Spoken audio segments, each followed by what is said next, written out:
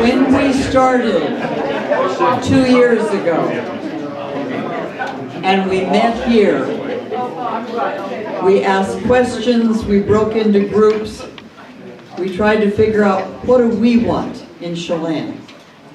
And one of our guiding lights was Amanda Ballou and her gang from Heritage Heights, who have really come a long way and pulled a number of you along and pulled ideas from you.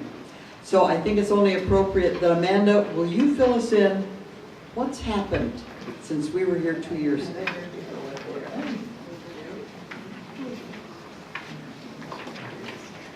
Hi, I'm Amanda from Heritage, and Heritage Heights acted as the fiscal sponsor for this group, the Senior Living Initiative. After Kansi got a little group going to study Atul Gawande's book about aging and being mortal, we wanted to continue meeting, and Heritage Heights said, we'll act as the sponsor for this group. And we asked Mary Murphy to become the facilitator and continue to meet on a regular basis. I'd like to thank some other sponsors this evening.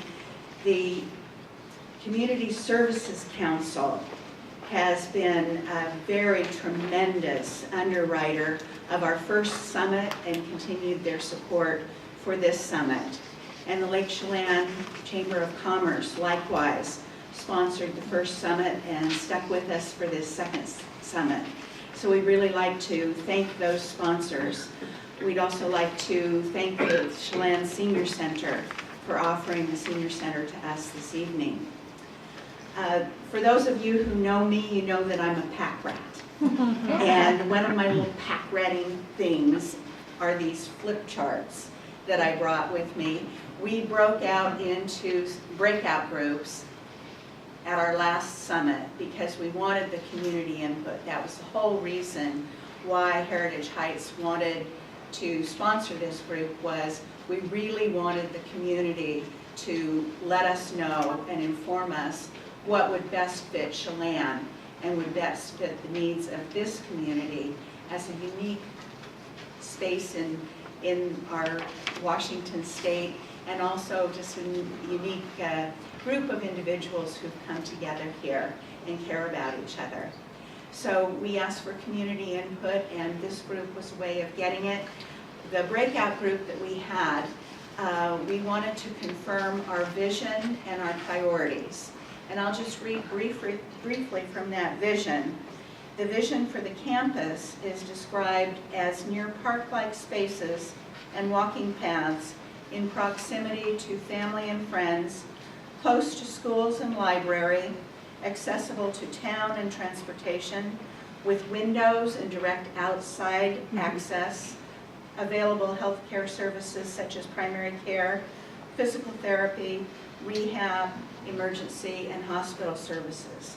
In short, a campus that maintains connection. So we brought that vision to this group, and what you told us was up here above the food. So I was hoping maybe a few people, as they noshed, would see what we had written at that time. And we asked, what did we get right about the vision? And you said, near town. That's right. Paths. Absolutely. Generation mix. And that was part of the statement. Community, outdoor access, trees and view being some key points about the outdoor access.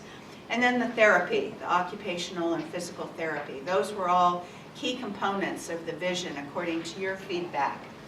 What's missing? We asked. And the group said, memory care. We really need a strong focus on memory care.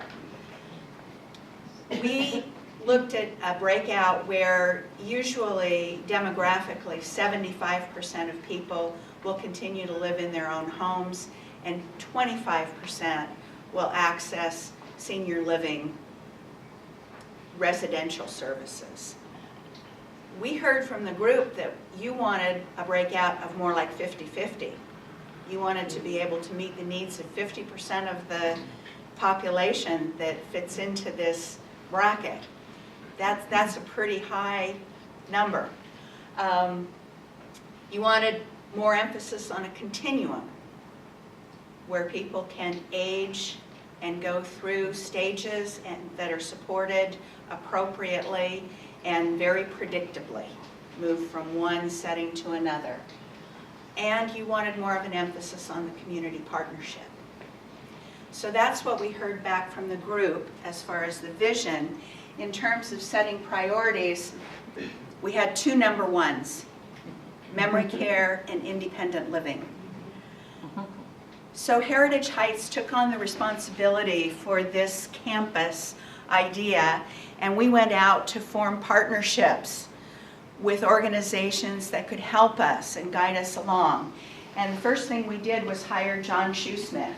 We hired him the month after the summit, and we received a very helpful grant from the Community Foundation and extremely generous crowdfunding that followed that grant that paid for John's work with us. And he helped to get us started to take this vision and define it in parameters that would help us set the criteria for a site and create this programming document. And we went out with this document and we looked at around 20 different sites close to town. And we picked a short list. We worked with John to see what they would fit and how they would work for the memory care and the independent living. And after we finished that process with John to get the physical characteristics in our minds, we began to look at the financial feasibility of the project. And we worked with two other partners on that. We worked with Senior Services of America and Beacon Development Group to help us get a handle on financial models that would show us whether we could in fact operate this reasonably. And so that's where we are today. We're continuing to explore partnerships. As Brian said, that's very important. And we've been looking for partners who fit with us in terms of values and mission, so that what we do with our project is supported by the partner and they're not pulling us in a different direction from what the values are of our organization and our community. In that process, I have met Brian and talked with him since last spring. Tim Flood provided me with that introduction. And I admire very much what Catholic Charities has done in their focus on Central Washington and their projects up and down the 97 corridor and the way that they're matching housing for the general population with senior housing so that it maintains that sense of connection and keeps it affordable. So when I saw the project down in Prosser, I thought Brian would be a great person to come and share that vision with us of how they put that into action in a small rural community like ours, not unlike ours.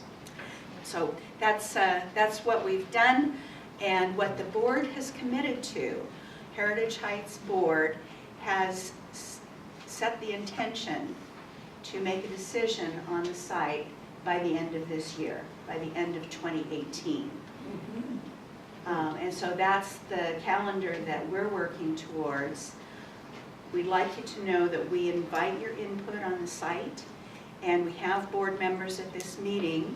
I'd like to introduce Steve Furman over here, who's helping with the audio-visual, and Carla Robeson back there in bright color, and Kathy Miller over here, Leslie Myers back there towards the back. So they have infiltrated the whole room.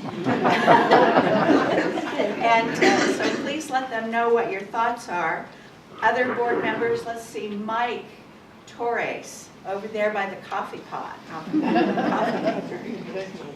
Manuel Navarro is not here, but you may know him from Columbia Valley Community Health.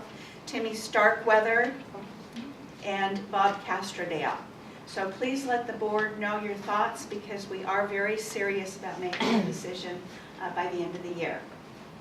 So that's the conclusion of the report on the Campus of Care, and I'd be happy to answer more questions about our process and timeline towards the end of the